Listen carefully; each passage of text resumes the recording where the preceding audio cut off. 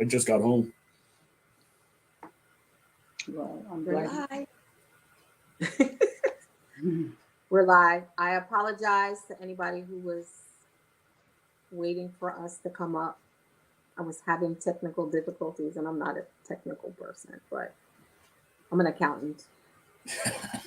You figured it out. You did good. Yeah, so I had to use another device, but we have one other guest that is going to join us later on. But thank you, Cece, for joining us tonight. Thanks for having me. Louis is not here. He's away on a business trip. And Lucian is preparing for another show in the next week. So they are not here with us tonight. Where is it? Where is the show? I think it's in St. Thomas. I'm not sure. He's been doing so many lately. So yeah, he's been doing great. I mean, and the artists and the work they've been putting out, it's really kind of mind blowing. Yeah, it's really good. And even Ranchi had I saw that. So that was nice. That's really cool. One of the things I did, let me look for it before we start. Good evening to everybody who's logging in right now. But I had made a post the other day about what's the best part of being in a relationship, what's the hardest part. I was going to talk about that one too. Oh, you were? Mm-hmm. And of course, Cece, thank you for commenting. I was going to say my own thing, which I should have, because I put the question in. But I definitely wanted to highlight Kanuma's response. I was going to post Kanuma's today. I was going to post it because she covered so many ground in what she states. That. So, for you read it, CC? Of course. Oh, okay. For our YouTube viewers, I had the post that I put up was, what's the best part of being in a relationship? What's the hardest part? And so Kanuma responded with, the best part is when the divine feminine and masculine energies synchronize to create balance. Trust is established and communication flows. Wait, give me 1 second. Let me bring in Shelly. Good evening. Good evening. Hi, sorry. That's okay. I was having technical difficulties. I had to use another device, and we just came on ourselves. So, okay. Before we start to go into the topic at hand, I had just said to everybody that I had posted, what's the best part of being in a relationship? What's the hardest part? CC, of course, responded to it. Halima responded to it.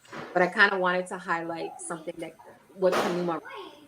So Kanuma wrote, the best part is when the divine feminine and masculine energies synchronize to create balance, when trust is established and communication flows, when commitment becomes the choice that both partners make.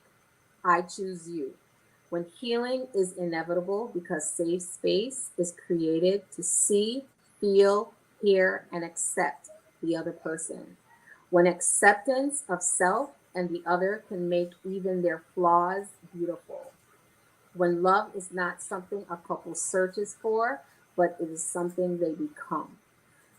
Her response to the hardest part was, it is accepting that even when the best parts of a relationship is subject to change, as people either heal and grow, sometimes apart, or avoid their traumas and self-sabotage, the very love that they are deserving of. Nothing, not even life, lasts forever, and accepting that is hard AF.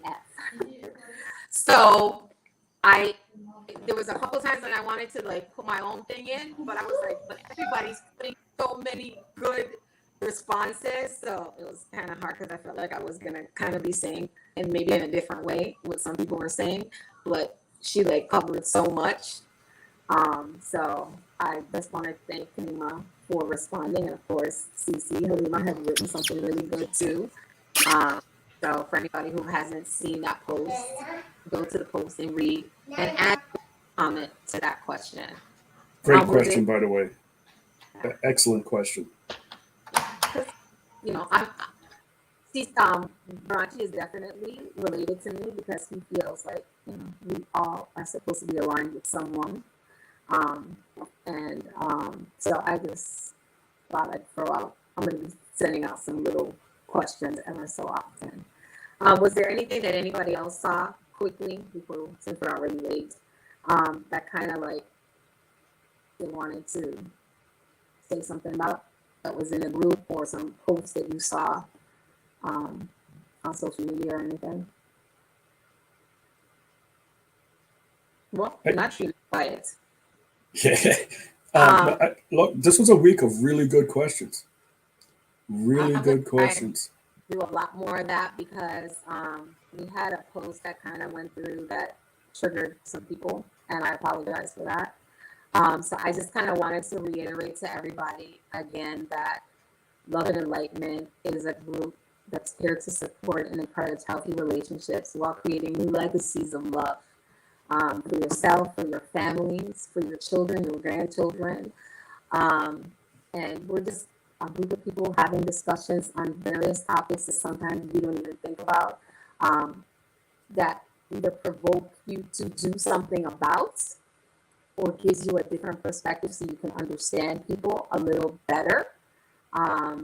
Or if you need help, you seek help.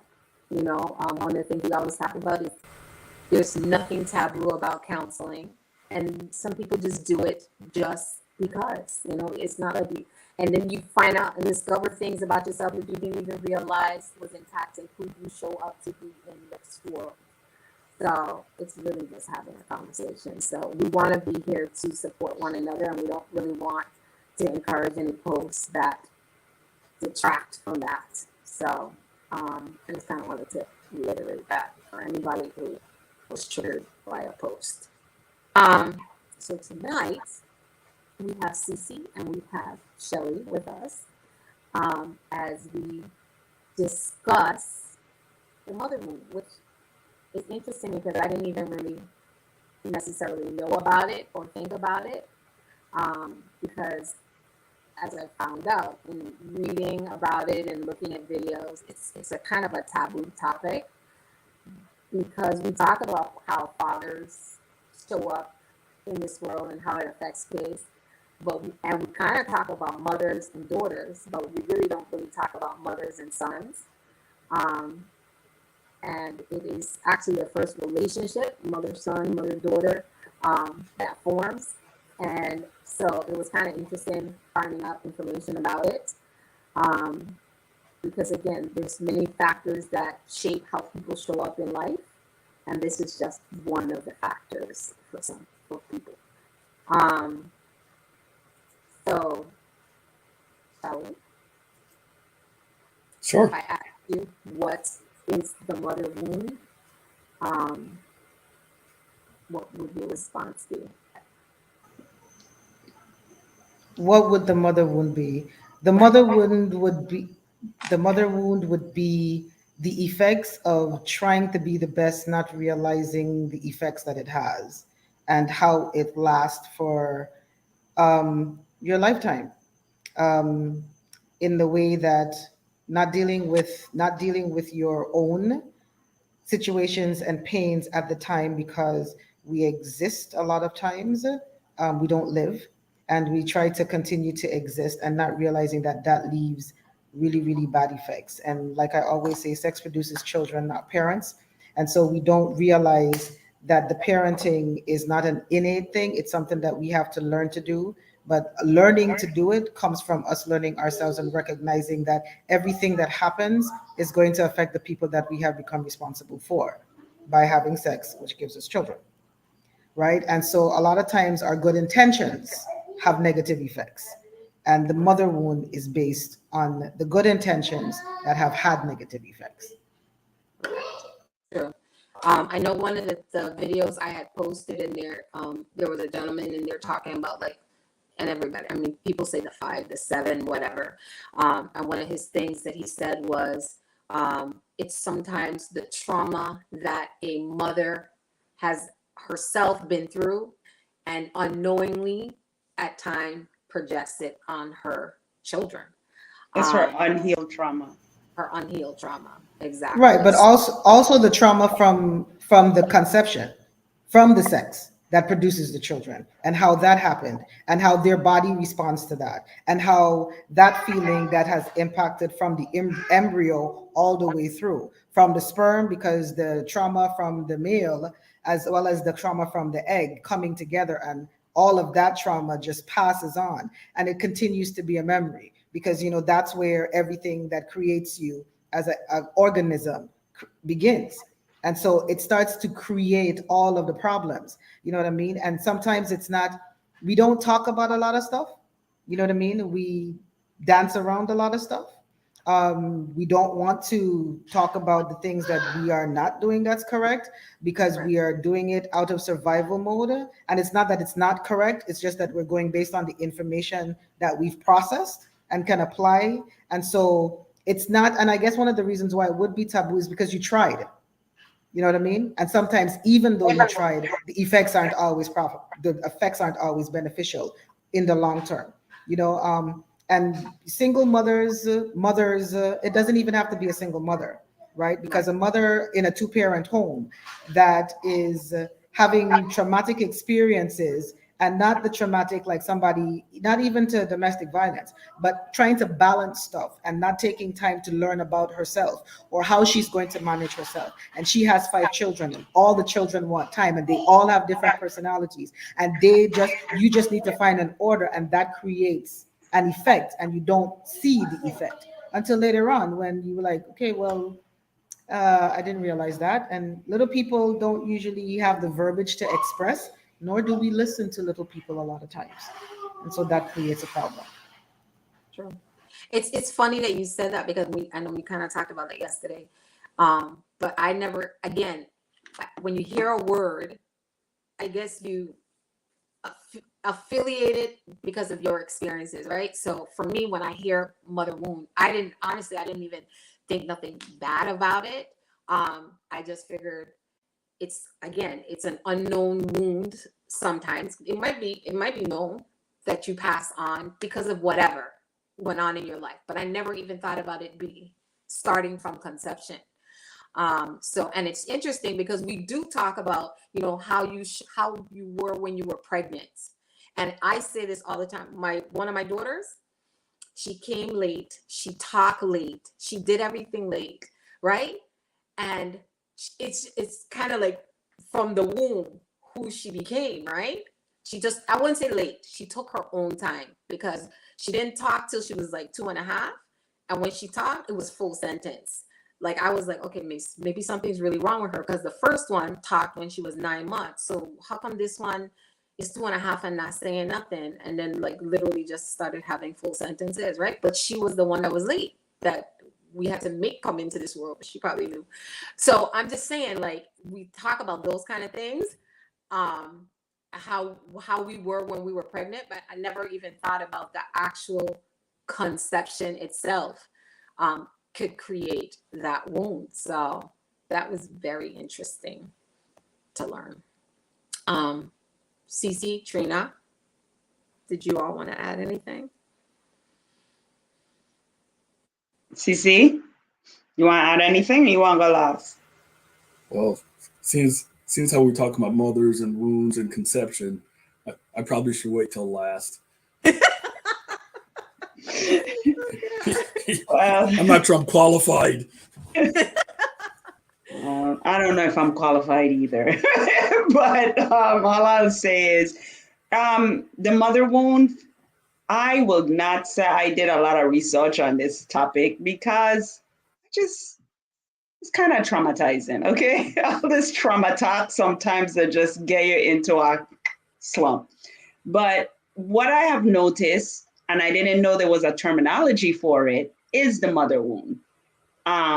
Whereas moms, right, like Shelly said, think they're doing the best for their kids, right? Because let's just use a single mom. And we're not trying to, beat up on anybody. Again, we did the best we can with what we knew, So we're not passing judgment on anyone, but the single mom, right? In our community, in our Black community, she wears her badge, right? It's a badge of honor when she could accomplish this big task on her own. But some of it, sometimes, and a lot of times, it came with a cost. So when a woman can't trust men, right? She passed that on to her sons and her daughters, right? We talk about it in males, but we pass these things on to our sons and our daughters. The things then that our children witnessed within these households growing up, sometimes it's an innocent act, right? The act that, you know, I've heard a lot of stories, you know, women bringing different men into households, into the household. These things have an effect on their sons. When women tell men, boys, when women tell boys, you are the head of the household now because your father left me.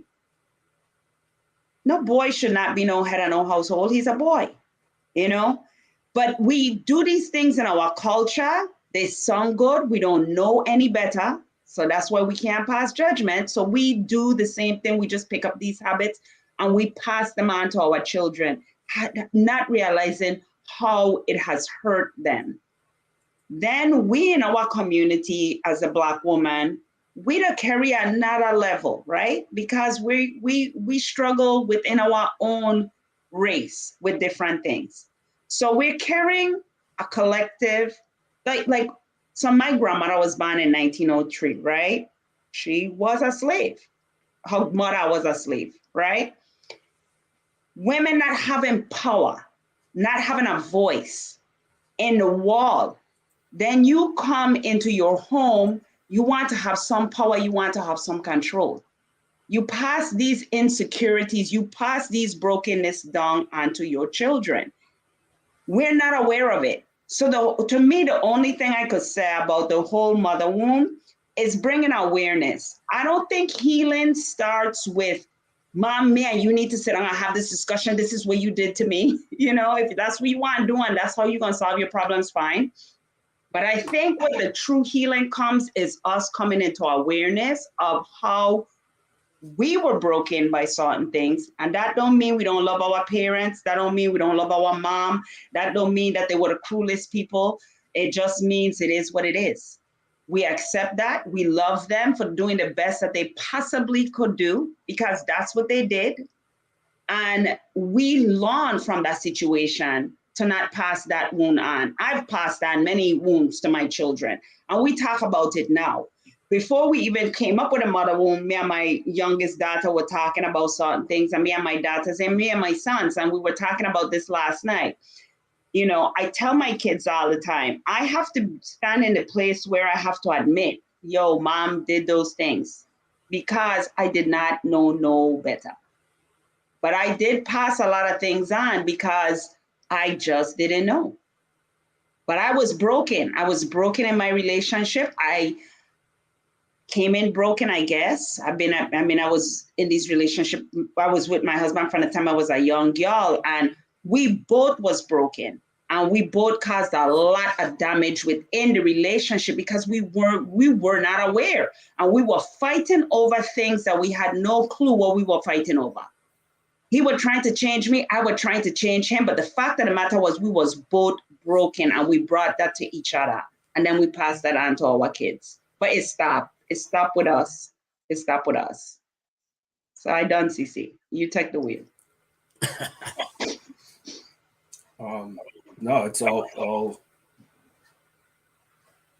really moving stuff. I'm so humbled about this topic and talking to women about it, just because I don't feel like I have to. I consider it a privilege to be able to have this conversation. But I do think I could bring some perspective that's a little outside of the perspective that the feminine has. So being a scientist, a science geek guy, I'll say that this disposition for being dysregulated, right? I don't like calling it trauma at this stage, is a prenatal thing. It starts way before the conception, right? If you're not eating right, if your diet's not right, if you're not healthy, if you're already dysregulated before you even ovulate, right? That has an impact on the egg and then the embryo and the fetus and so on and so forth, right? If that male is not healthy, right, and his genetics are weak or disrupted, and they mate with that, right? So there's a biological and scientific predisposition for the trauma event that's about to happen, which, birthing a child is a traumatic event in and of itself, right? Development in the womb, right? And then the passage of delivery, and then all of a sudden you're in a whole new environment. The fetus is in a whole new environment as a new type of being that it has no way of understanding who it is at the time. So the whole process is traumatic, right? It has a huge impact. It's an environmental impact.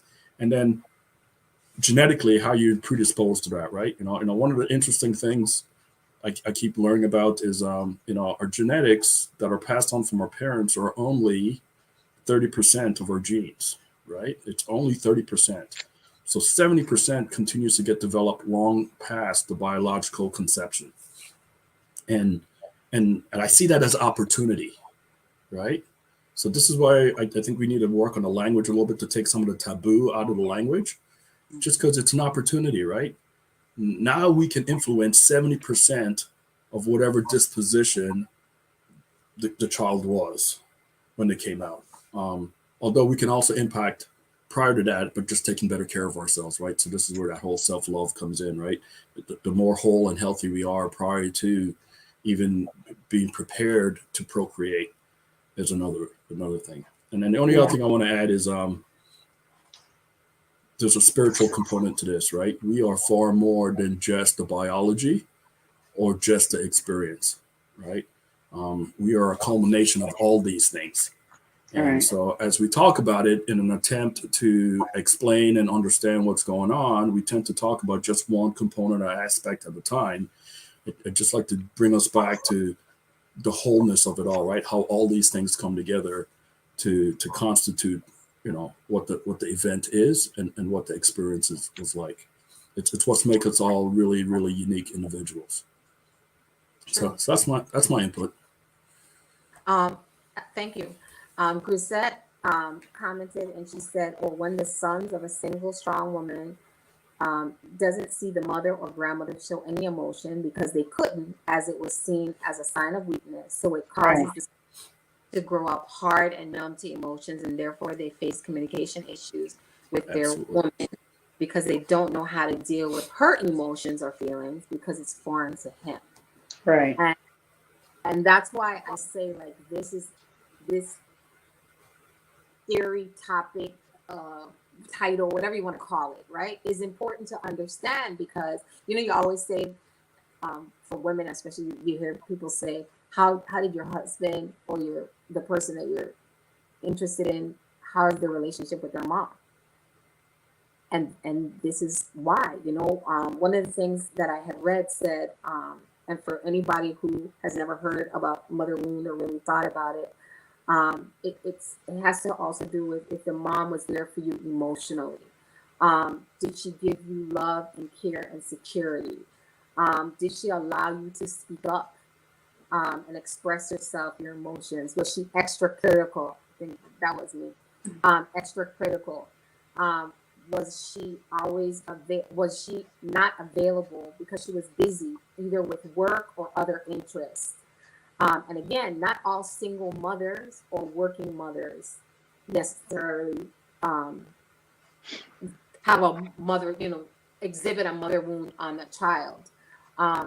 But again, sometimes you're so self-driven or busy or just moving through life if you're not, my word, intentional, and unintentionally cause or create a wound, So, and again, we have in the past, and you see a lot of stuff about fathers, but this relationship is really vital, and how you talk about it, face it, and like Pinky said, become self-aware that it even exists, because you can't even do anything about it if you don't even.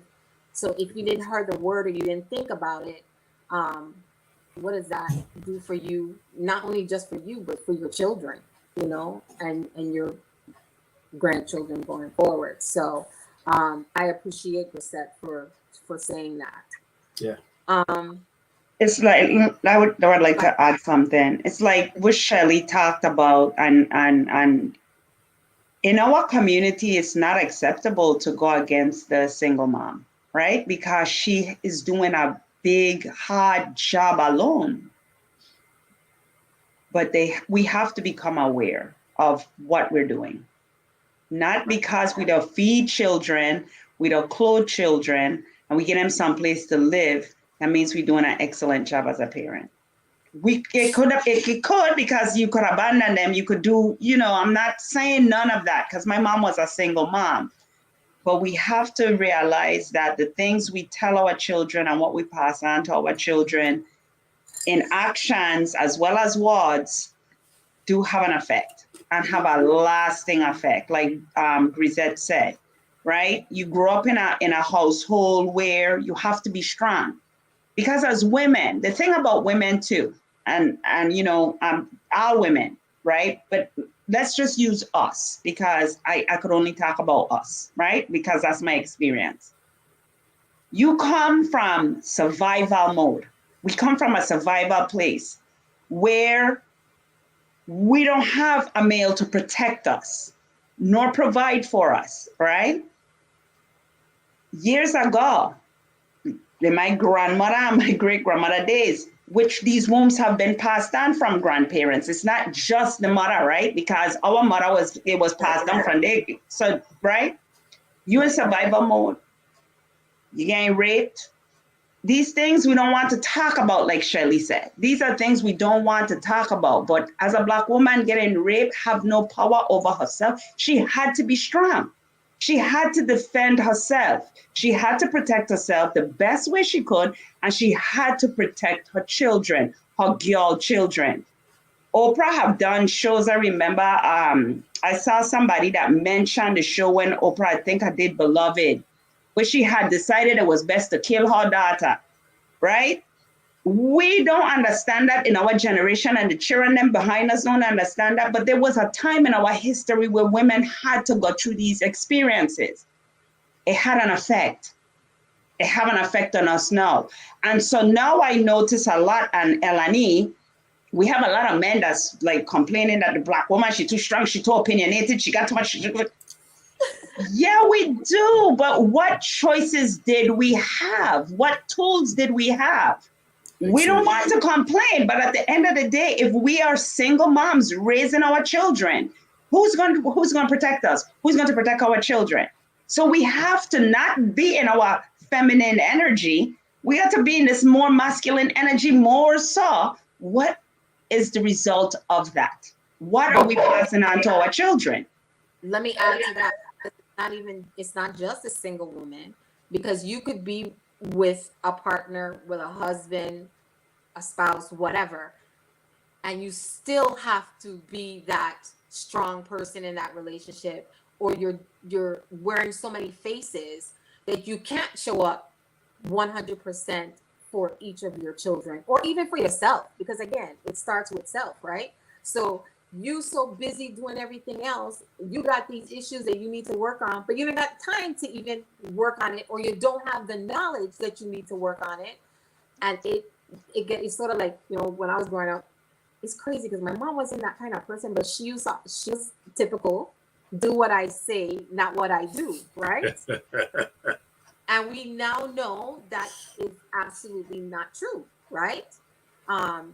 And so we don't understand, we say these words, but like Shelley was explaining to us last night, but children are watching everything you do, and how you're showing up and how you handle life. And then you wonder when this person becomes a grown person, and let's just say a man is the way that he is. Then you wonder why he's showing up that way, but it's because of what was taught or was not discussed. So I know, like, when my grandson was, I can't remember how old he was, and he was crying one time, and his father was like, but I think even innately, I almost felt it in me, like, why are you crying? Like, you're a boy. And I am really, really intentional about that now, because that's what you've been raised to say, right? Yeah. And I stopped everybody in their tracks, and I was like, he's only been, I think I've said this story before, he's only been on this planet for like 400 and something days, because he wasn't even 2 yet. He's been on his planet for 400 something days, and you're expecting him to like contain himself? Awesome. Like, really? And I remember his father saying, wow, I didn't even think about it like that. You know what I'm saying? Yeah. But we start from so young, and we don't understand, and it's a lot of times it's unintentional, but it's what we've been taught and what we're learning. And again, because we just sometimes living life without thinking about the ramifications it's going to have later on. But again, we have to start with self. So we have to think about how we're saying things, how we're showing up, how we're treating them, and giving them space to even speak their truth. Like this weekend, he's 5 now, and this weekend he's telling me, Grandma, you need to focus. And I'm like, focus. We were at a market, and he was like, he was holding my hand and his mother's hand, and he was like, you need to focus. You're not focusing. You need to hold my hand properly. And he said, and we're a family, so we got to hold hands together. And I'm like, okay, buddy.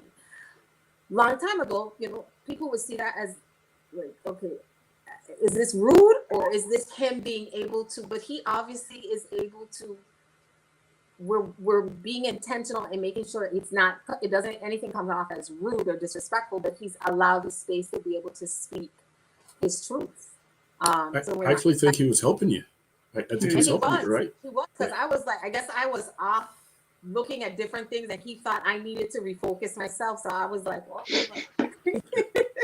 And so I think that's a part of, two things I've heard that I want to be a little bit provocative about. I think we feel, I think a lot of times women, since we're talking about mothers, feel like they had to do what they had to do. Correct. And that feeling comes from, hey, these are all the resources I have, and this is the situation I am. I'm going to employ them in this way just to survive, right? Mm-hmm. I'd like to be provocative and change that a little bit and say, hey, look, right? You have other tools. Now that you know better, you should do better, right? There are more tools, there's more ways. And understand that everything you do has a cost. There's a trade-off, right? Even when you say you sacrifice for another person, if you and that person are in a connected relationship, anything that you lose, they don't really gain, they lose as well, right? So whereas you may help them in one way, because you have depleted yourself, they feel that, they sense that. And that's the last thing I'm going to say about kids. Kids are so intuitive. It's not what you say, right? It's more how you show up in your energy. And right, if you show up with a calming energy, no matter what you're saying, you could be yelling and acting a fool, but if your energy is right, they will be regulated, and they might even find you funny, right? Because it doesn't add up. But when you say a thing, but they feel something different, they find you disingenuous. Right. They think you're lying to them. And if they can't trust you, that's dysregulating to them, right? So although mothers are doing the best they can, and they're hustling and they're grinding and they're doing what they can, right? We can all justify why that's a thing. But understand, I need mothers to understand that the cost of doing it that way is a dysregulated child. That dysregulation, that kid is going to have to rationalize. He's going to have to reconcile at some point.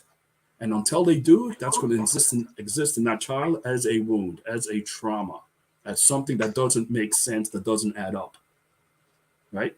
And this is what a lot of us are carrying. Just because our parents did the best they can with what they had, we couldn't understand it as a kid, right? We couldn't reconcile it. And so we had to make up stories about why it is the way it is. That becomes our programming, and that becomes how we go into the world. Right? Sure. So and it's funny, it's good that you said that, because again, one of the videos that I looked at talked about how a mother because you think it's only like the mother that's coming with like aggression and coming with dismissiveness, right? But I can't remember which one I heard, but they said even a mother who's like, oh my God, you're so great and you're doing such a, but then they're seeing how you deal with yourself. So you could tell me from here till kingdom come, I'm the greatest but then you're an alcoholic and you're dealing with your pressures that way, or and they're looking at that. So it's not just the parent who is saying you're stupid or you're dumb. It is also the parent that is seemingly uplifting that child, but walking themselves in their own wounds and their own traumas, right? Yes, ma'am. So that was really good that you said that. Grisette wanted, her prompt question is, so in your opinion, how can we as a community work on repairing and preventing these wounds from passing on? Good question.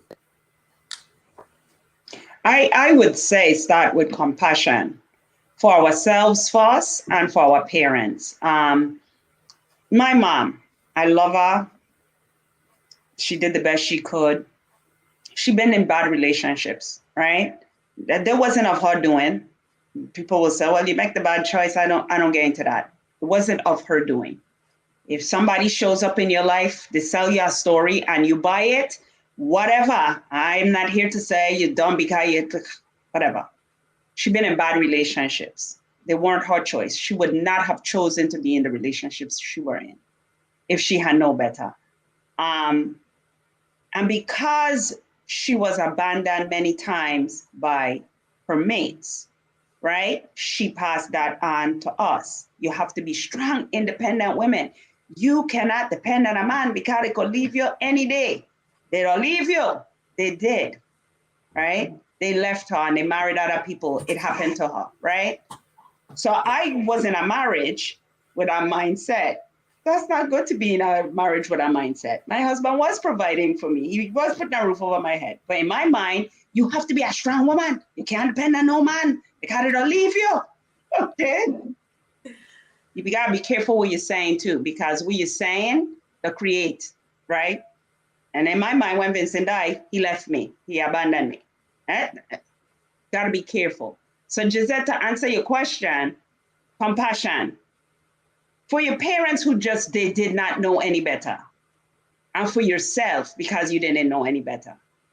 And you will make mistakes. You will decide to yourself, I am not going to do that anymore. I'm not going to show up in the world that way. But it does happen because we are creatures of habits. And if we've been doing something for 10, 20, 30 years, I don't know how old we are, we're going to make the mistake. We're going to mess up again. And to be aware that, hey, okay, I said me going to be behaving so badly in the world, but I did. Forgive me. And forgive myself for doing it. That I don't know. CC and Shelly will come up with something more deep, but for Pinky, that's just why there.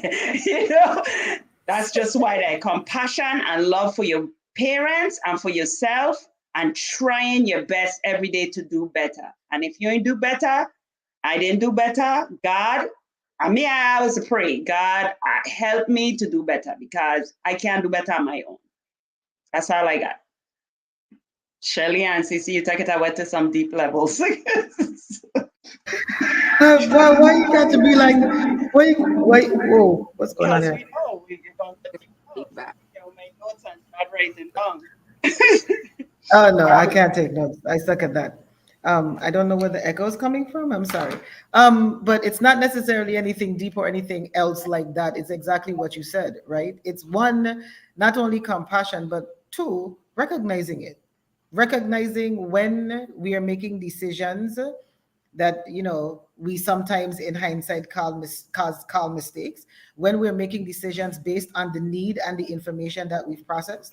If I'm in a position where I feel like the most important thing for me is to make sure I have money because I want to keep a roof over your head, and that means that I have to work 2 jobs and I'm not going to be home, that's the best that I could do at the time. I don't understand, and my value system is different, because my most valuable thing is that there is a roof over my head, and my children have some place to sleep, and that they have food. It is not that working 2 jobs is going to stop me from raising my children more intimately, right?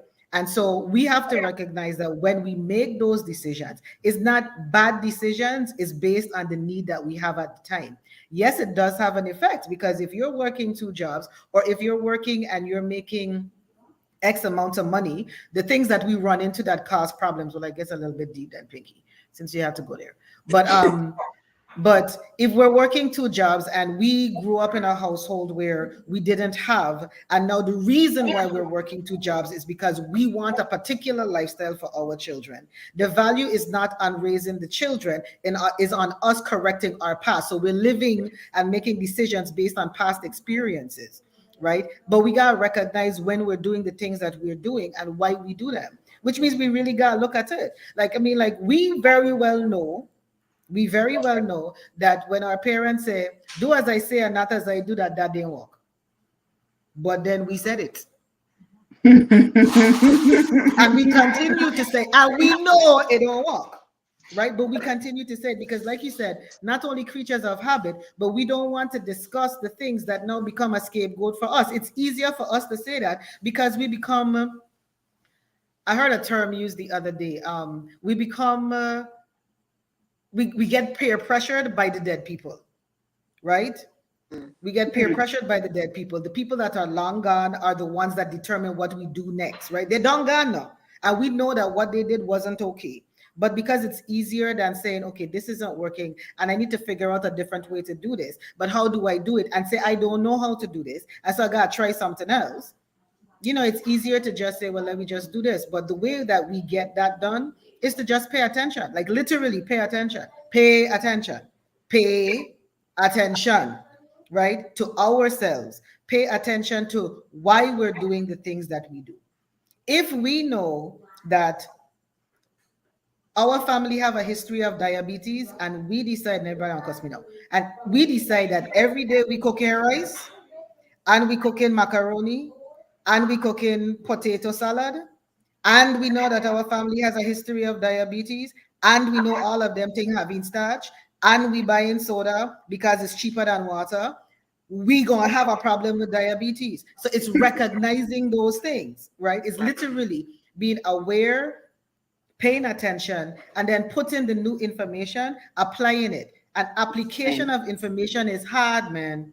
I mean, I ain't even gonna lie. Information application is hard. It's because talk about staying in a bad situation. I know it's a bad situation. I can see the pattern. I've been here before. I know what the outcome is going to be. I'm still not leaving because I'm not sure what the outcome is going to be. Better the evil you know than the good you don't. Unfortunately, that's why we get stuck. But recognizing that the good we don't know actually solves the problem, to the person that was asking how we pretend it, the person that actually asked the question, recognizing that and just realizing that being different from our dead peer pressure givers is not a bad thing. They call it tradition, by the way, but yeah. It's true. It's true. But I also think, sometimes it's again, like you were saying, it's us being lazy, because that means we have to put in the work. That means we can't just do things without asking ourselves, why are we doing it? Does it make sense? What impact does it have? It's just easier to just do it. You know what I'm saying? And I guess it's so funny because it's like at work, you're going to do everything by policy. Well, not everybody, but you try to do things by policy, right? But you're home, it's sort of like how they say, like, you need a license, you got to take a test to drive, but to get married, I think you need a blood test or something, and you just go to the thing and you get a marriage certificate. You know what I'm saying? So, and like you said, you have sex and you have a kid.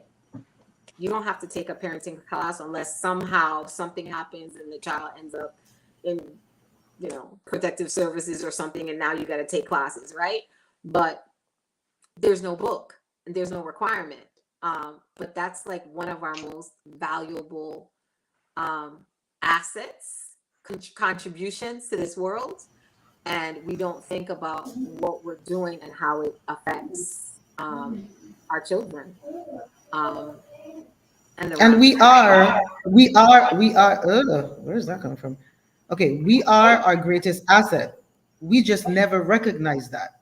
Mm. We literally are our own greatest asset.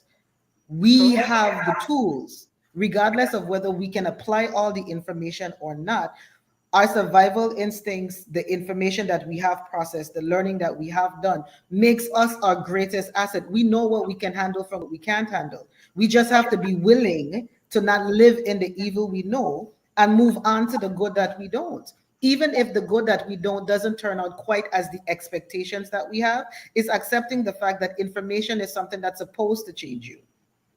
If something doesn't start to become, because change is uncomfortable, right? Right. I don't know And change anybody is that has not gone. it's hard too. Change is Yes, sir. extremely hard because we are creatures of habits, you know. Especially bad habits and no pinky. I tell We you, are because that's creatures what we of bad habits. because that's what we don't learn, you know. See, I'm going to challenge a little bit of that, right? Good. Let's challenge it. Because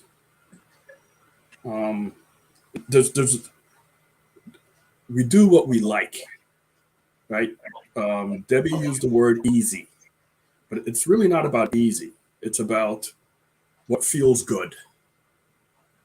What we don't do well is listen to our bodies to really understand what feels good. We tell ourselves what feels good. We don't listen to ourselves to know what feels good. Our cultures have changed. Cultural changes are the biggest impact. You know, somebody asked, how do we not pass this on, right? We used to tell stories. We used to be truthful to our offspring, right? I mean, it was crazy because they'd say like speak when spoken to, answer when called, right? Mm-hmm. But it wasn't like you couldn't see what was going on. It wasn't like you wasn't aware of what was going on. You just couldn't participate because you were a kid, right? We used to have communities where the elders were held in high regard and could tell the stories and pass the wisdom of the experiences on. We don't have that in our cultures no more, right? We're so dispersed.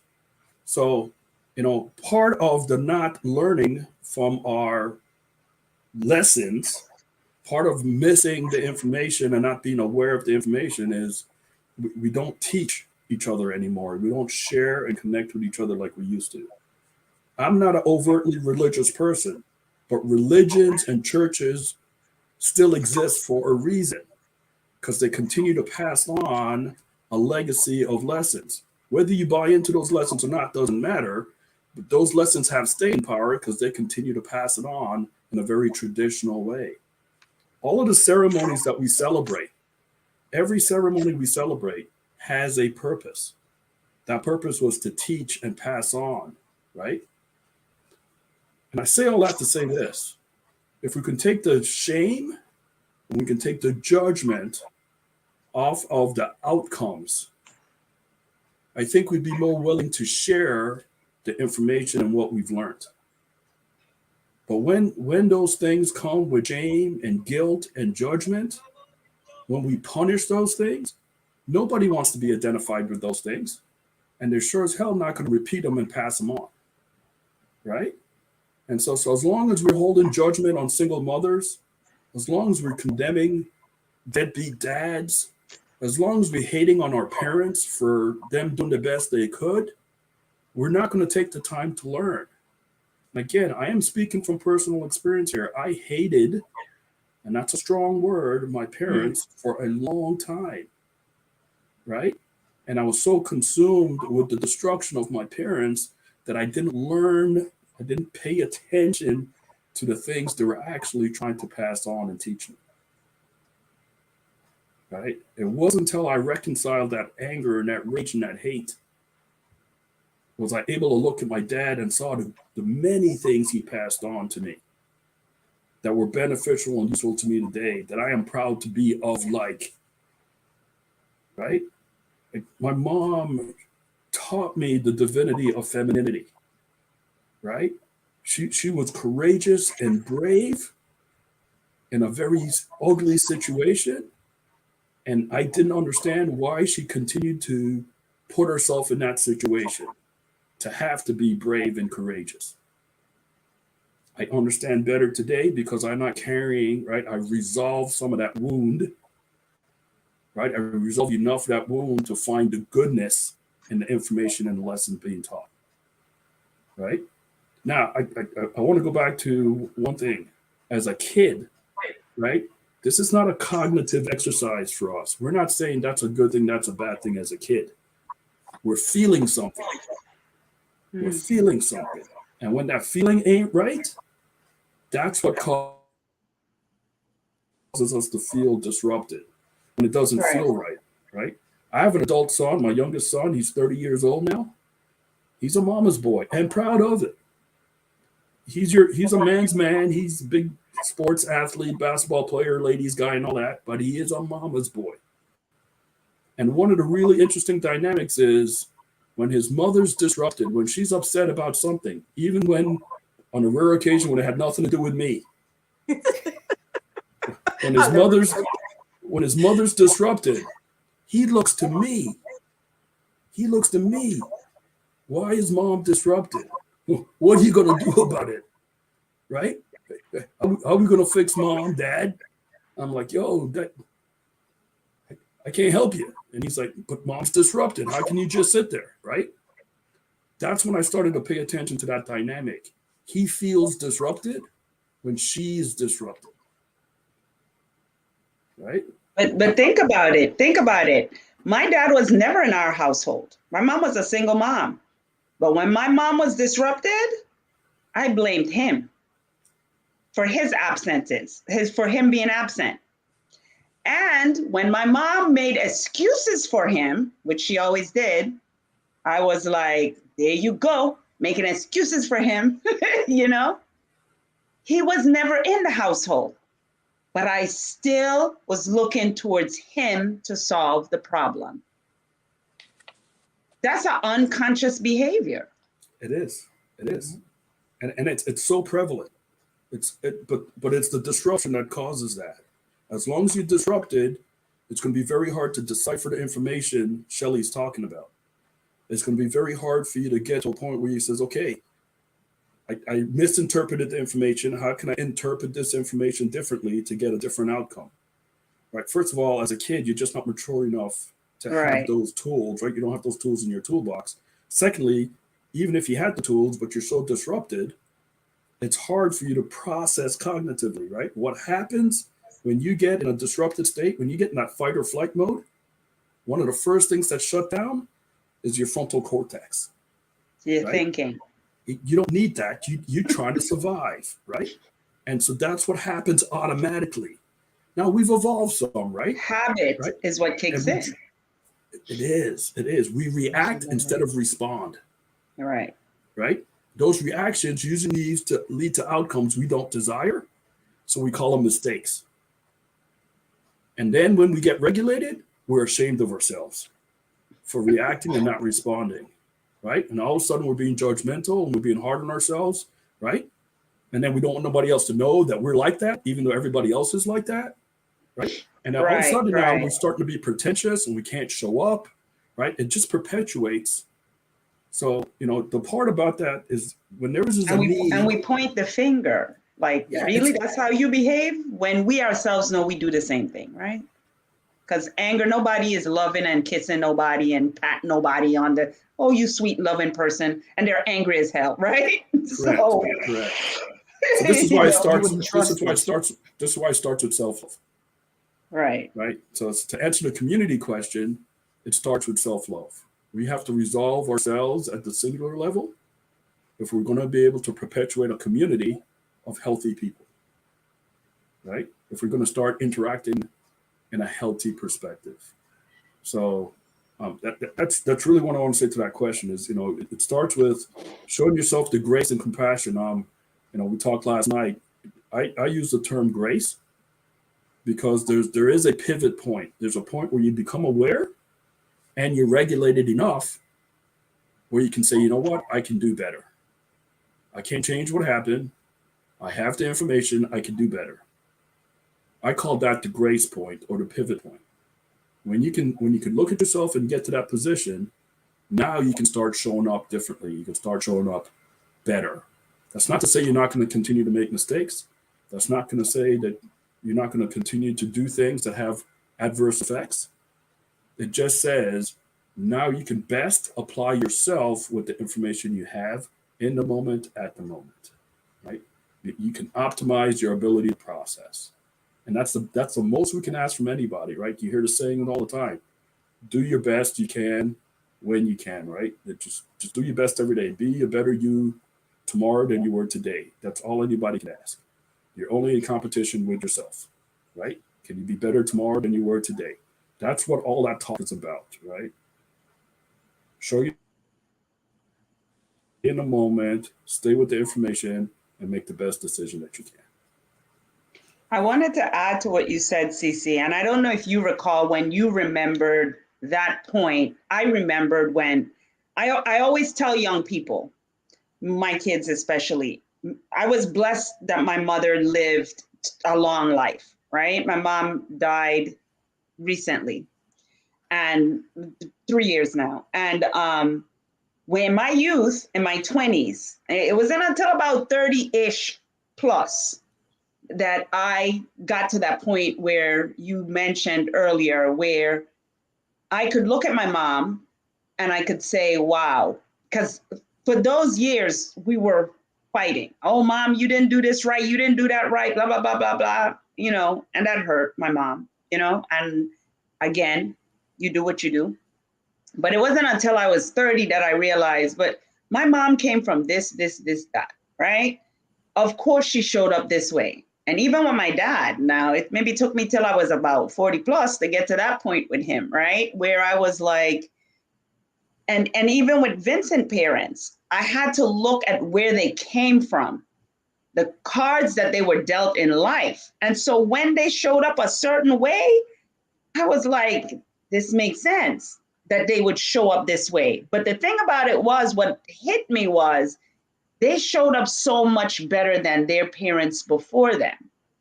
So in their minds, they were doing good jobs because they showed up much differently. So that's why I'm saying we have to be gracious with our parents and trying to change them and get them to see it our way. I don't know. I think we just waste a lot of time doing that because tomorrow is not promised to nobody. You can't change nobody. People are who they are. And all we could do is just give the information. Whatever they choose to do with it, they choose to do with it. But it wasn't until years later, I was like, well, my dad, and my mom was a single mom. And I was like, my dad did a really good job. Wow. To get to that point really took some work, you know? I would say though that Pinky, you did it the hard way, right? You came to that point a very difficult way. If you're gonna, if you have to rationalize, if it has to make sense to you to get to the point of grace, right? That's very hard to do when you're disrupted, right? It's not that it can't be done, right? And it's not like that's not an effective way to do it. But if you're still disrupted, it's very hard for you to rationalize compassionately for all of us. So what I try to get people to do is to give up on understanding, give up on the knowing.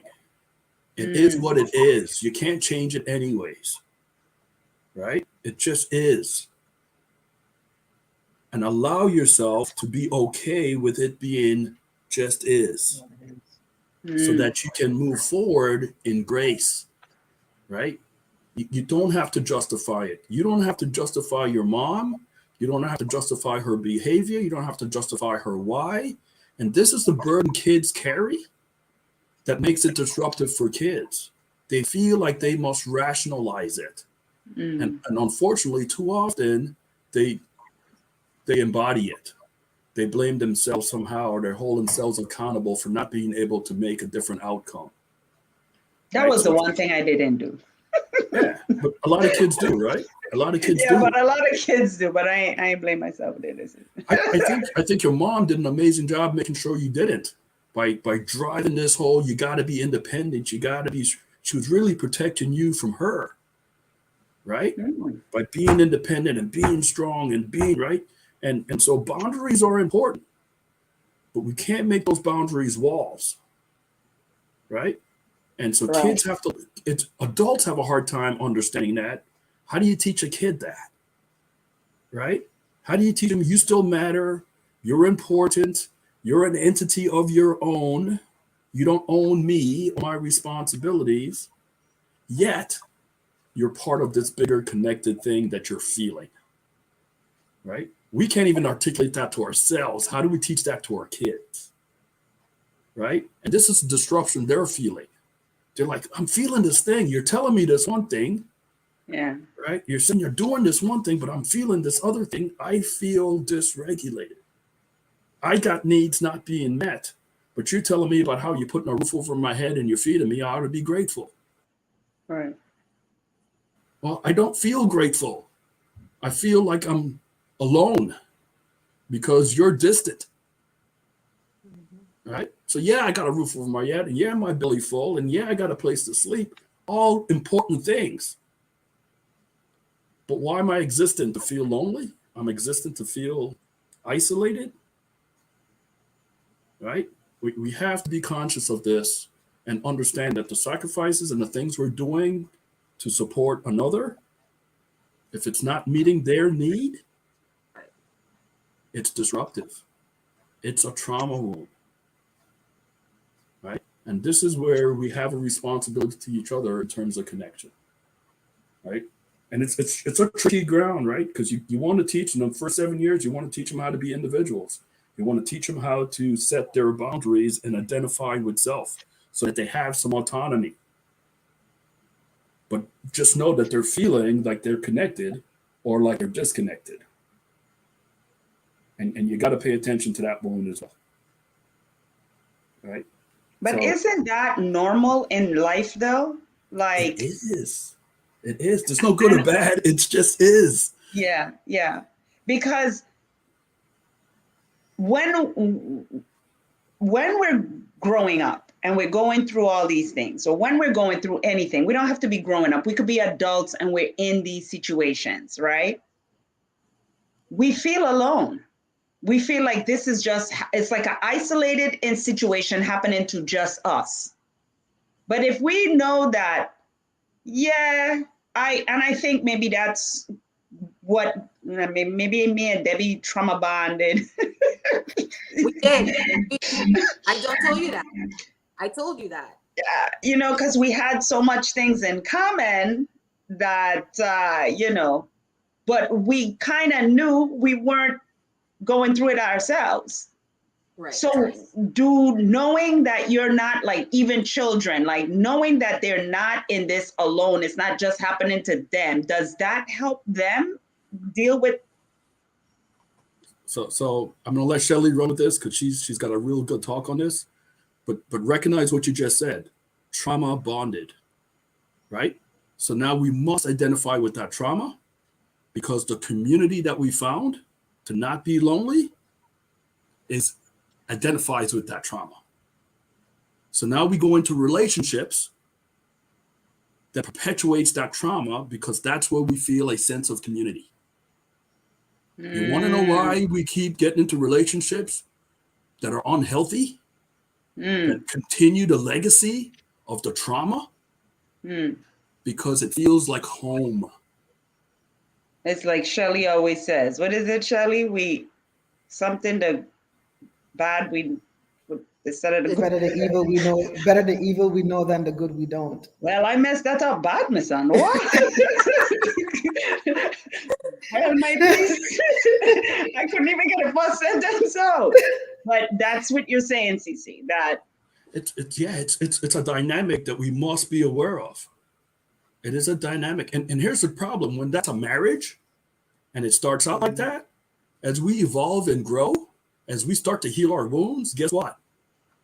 We become strangers to each other. That bond is now lost and gone. Right? And if we don't find a way to reconnect in a healthy way, we're actually going to fight to get back to that very traumatized bond we had. Because nothing is on a hierarchy of needs than that connection. Right? And so when we see the craziness, right? My mom and dad got remarried to each other 3 times. 3 times to each other. Right? Yeah, and it was insanity every time. But that's what that was. right? So if you don't become aware, right? If you don't learn the lesson, you're going to repeat it. History will repeat it. You will do it because it's innate, right? That connection's powerful stuff. It's powerful, powerful stuff. We're addicted to it, and on a physiological level, far beyond our mental level, right? Um, I get passionate about this because I want people to understand. Just because you have a connection, it's important that it's a healthy connection, Right. right? You have to make the connection healthy, right? How do you do Otherwise, that? I mean, if it is self. Acceptance. acceptance, okay. Shelly, that's Acceptance. Because great. if we do not accept someone or something as the situation, recognizing that it is and can be separate from us, we are going to continue to sacrifice ourselves because we are looking for it to be connected. Hence the connection addiction, which is the base of all. We're not going to get into that again tonight. But one of the other things, Pinky, is that trauma bonding, like you were talking about, is kind of like trauma bonding is kind of like I have to be in war in order for me to be okay. Right? Literally.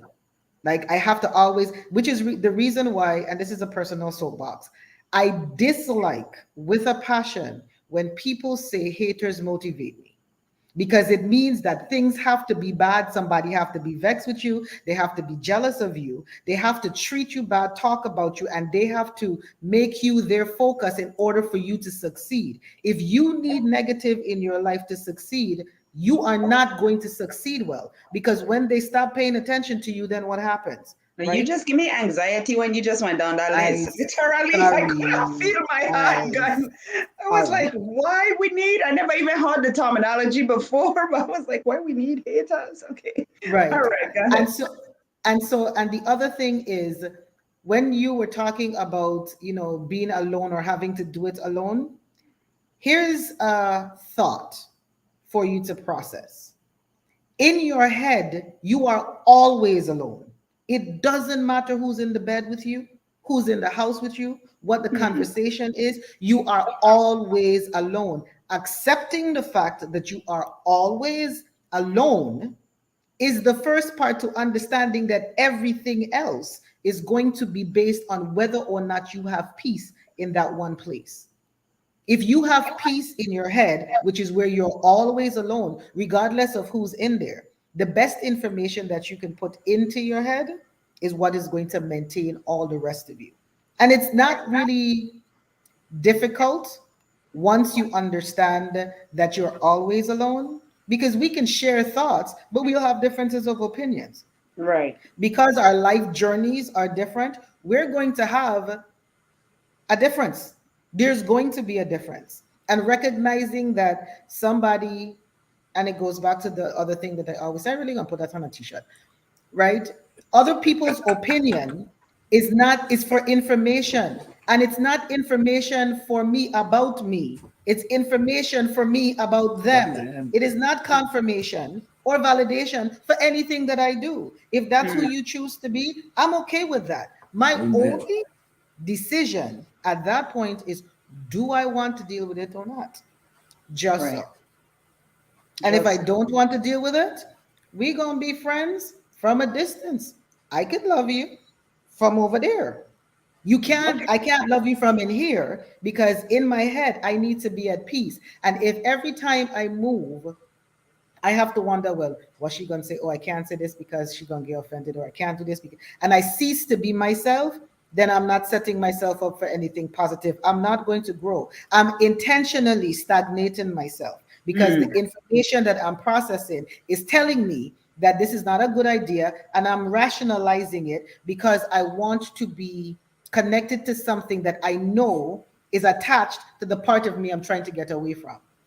And so we really just need to learn and have conversations. Have conversations. Learn other people's languages. Don't be afraid to talk to somebody. Most people don't have the words, right? Because emotions and feelings are not something that we were really big on or brought upon. The only things that were really allowed was anger and fear. I Right. afraid of something, or I'm mad. Right. Not I feel sad, or I really, really happy about this, or I love that, or I am frustrated with this. And then we learn those words as we get older, but they're not words that we use early Right. on, nor are they words that our parents use with us. And so understanding one, that we have to, in the compassion that you were talking about, Pinky, we have to accept the fact that our parents were our parents. That has nothing to do with who we can become. Right. We have their information. It does not need to be us, right? And so, Cece was talking about the period of grace. My period of grace was very early on in life, luckily for me, because I had sex and so I had a child. I didn't really know how to be a parent, so I was learning the story, right? And my daughter started doing so. I only had one child because of that, yes, one child. Because I was like, yeah, I gonna screw this up royally. So I really appreciate anybody that have more than one, because I was like, oh my. But my daughter was doing stuff, right? And I keep saying to myself, what is wrong with this child? Because we having the conversations, right? But what is wrong with it? Why is she behaving like that? And so I asked her one day, I'm like, why are you doing that? She's like, but mommy, you didn't do it. And that was Ouch. the thing. And Ouch. the reason why it caught me off guard is because I didn't even realize that I was doing it. But she now, which is how it made more real, the do as I say and not as I do, it made it very real at that moment that that's really nonsense. And I know this, but my child telling me, but mommy, you to do it. Um, it stopped me. And so after that, I paid attention to everything that I did because I knew that I was creating another me and my head wasn't good. I didn't want another head, not good child. No, that we couldn't have two of me.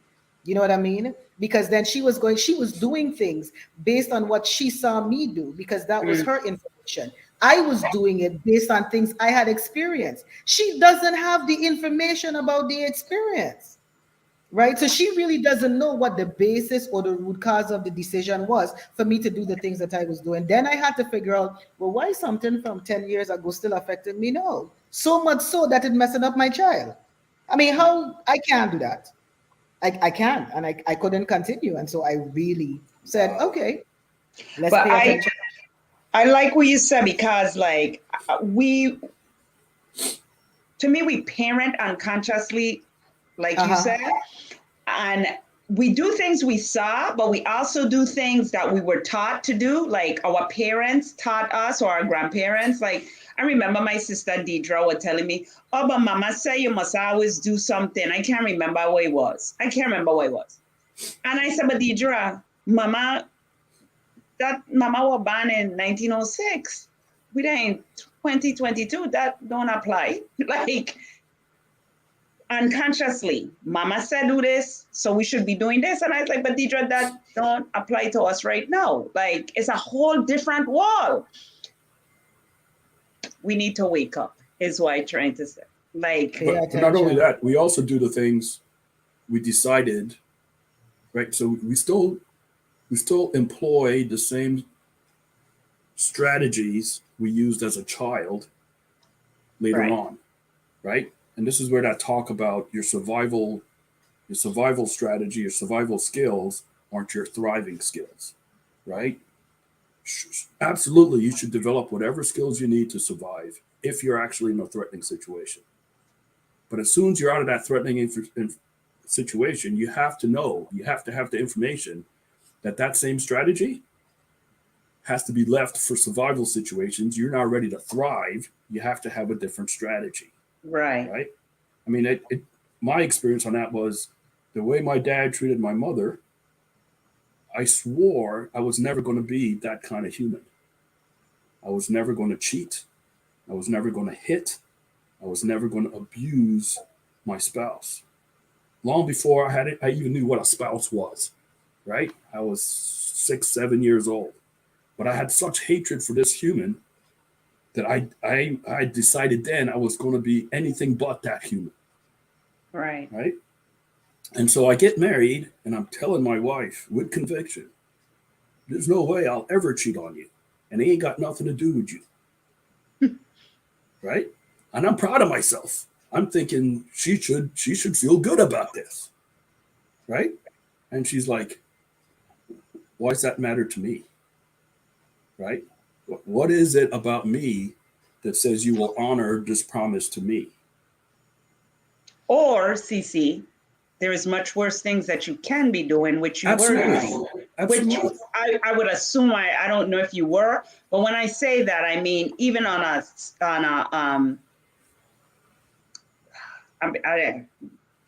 The way I do did that. that, Go the ahead. way I did that was abusive. Because what I did That's was what I'm saying. I disregarded her. Mm-hmm. What I said to her is, you don't matter. I am who I am, and I'm going to do this Exactly. right? Which is the total opposite of what I was trying to communicate, right? So we have to be aware of those things that we've told ourselves or that we've taught ourselves in survival mode and how they show up in your thrive mode. Otherwise, you're going to create the same situation, different circumstances, but you're going to create the same dynamic of the thing you were trying to survive when you were 6, 7 years old. You create brokenness, right? Yeah.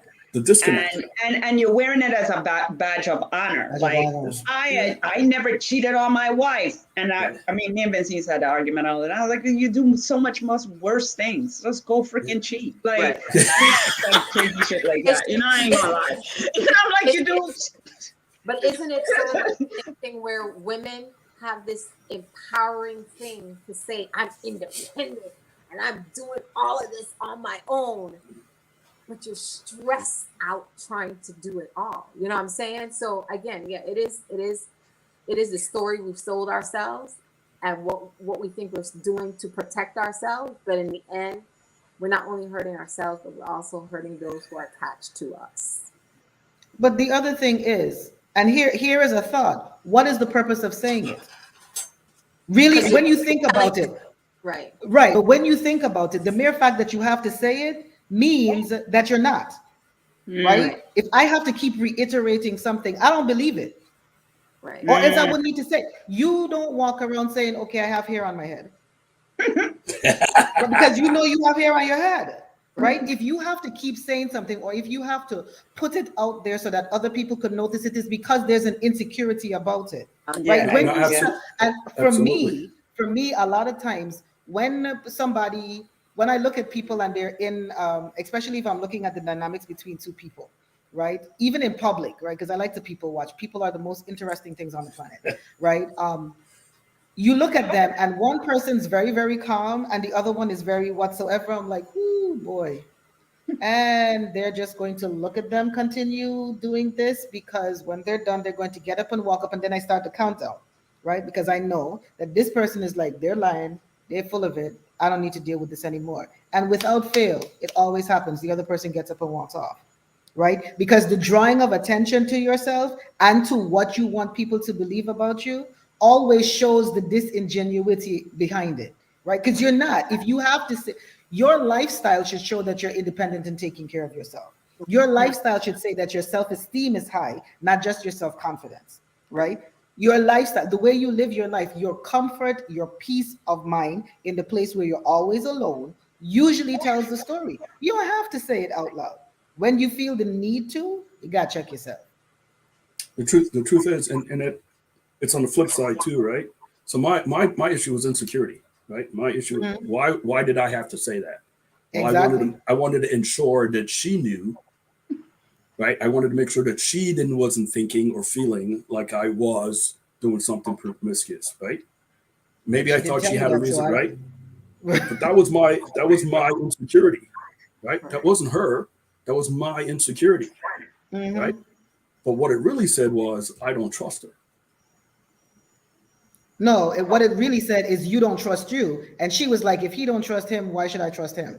Actually, I think she understood. She knew enough of my story. I think she understood that I wasn't going to cheat anyways. I think Right. her question was, why are you trying to tell me that? I already know this. But I Right. think You don't also trust you. it's not just I didn't one actually. thing.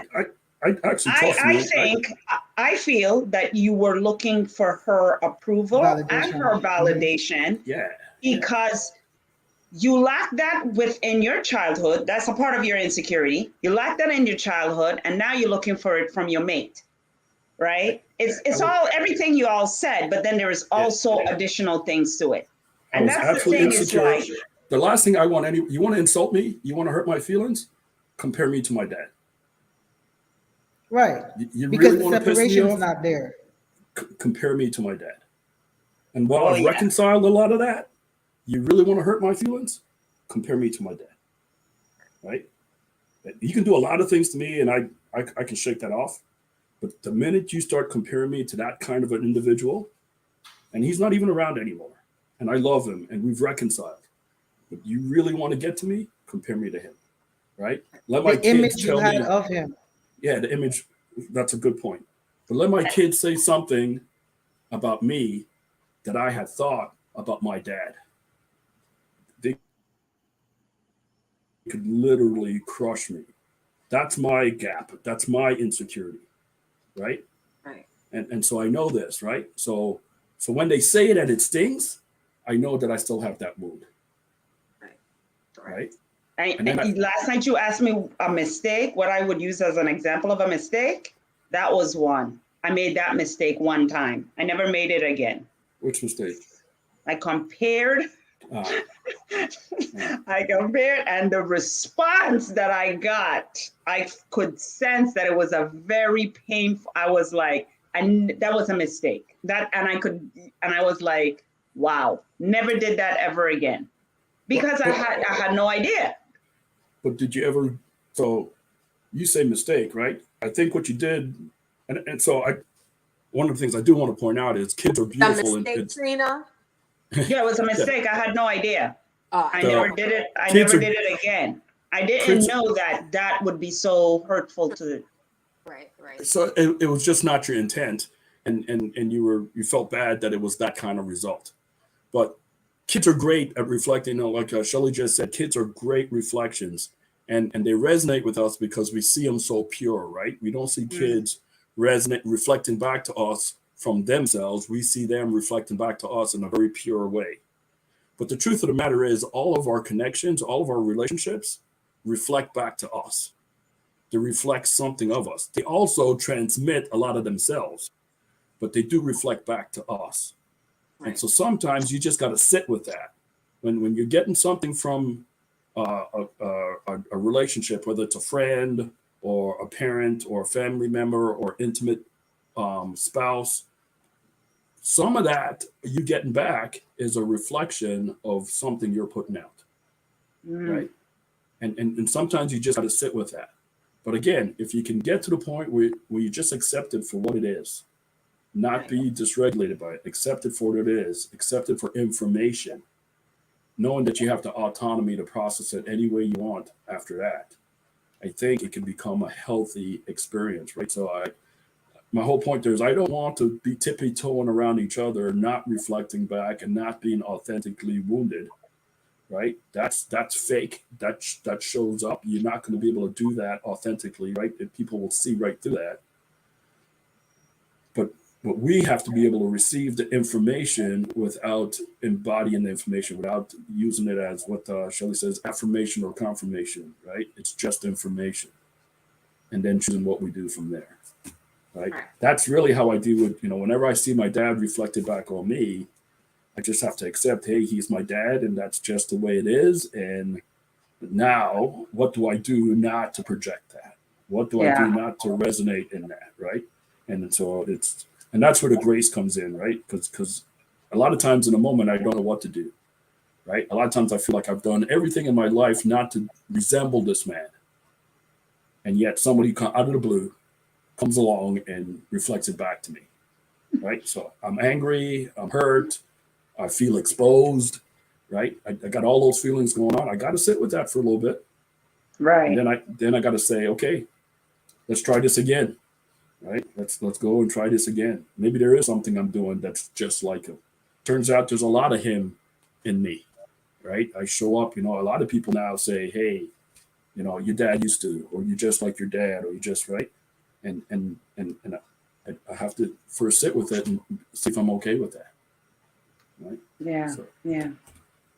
so don't. All I'm saying is the politically correct approach to relationship is not a healthy approach either, right? Be authentic. It is what it is. Don't deny it. Don't try to rationalize it. Don't try to make it something it's not, just so you can be okay with it. Just accept it. Let it be what it is. Accept it, and then decide from there. Mm. True. Well, it's that time. And I mean, we could go so much, because one of the things I also wanted to kind of touch on a little bit is I was reading that with the mother wound, misogyny shows up in men, and they feel like a lot of that has to do with a mother wound. And when I think about, one of those people, actually, I don't really want to talk about him, but one of the social media people who seems to be a misogynist, it'd be interesting to find out what his relationship is with his mom, or was with his mom. But again, time is, you never have enough time. Right? We'll go for hours. Last night we were on talking for hours, right? But again, this is for, if nothing else, to provoke conversation within your household, make you aware, the viewers, and even you, because kind of one of the things we were really talking about was a mother wound. Even as a mother, how you are projecting your traumas and your experiences onto your children, and going forward, being self-aware about that, so that you can make better decisions, give your children that space to be themselves. And if they have issues, because after this, I asked my daughter some questions about how I showed up as a mom when they were young. And actually was really surprised at what she said. So, and Halima talks about that. She asks she asks her kids questions about how she shows up in different aspects. And I think that as parents, we should do that and give them the voice and the space to be able to tell you, so you can make adjustments. So I want to thank you guys once again.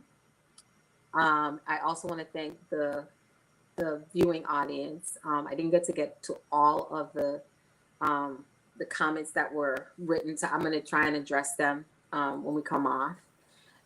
But several people said it was great. You guys do an amazing job with information distribution. So I hope that it touched somebody, opened up somebody's eyes, and hopefully makes people think going forward about how they're showing up. So thank you all once again. See everybody next week. Thank you. Thank you. Good night. Thank you. Good night. Thank you for the comments. Have a wonderful evening. Good night.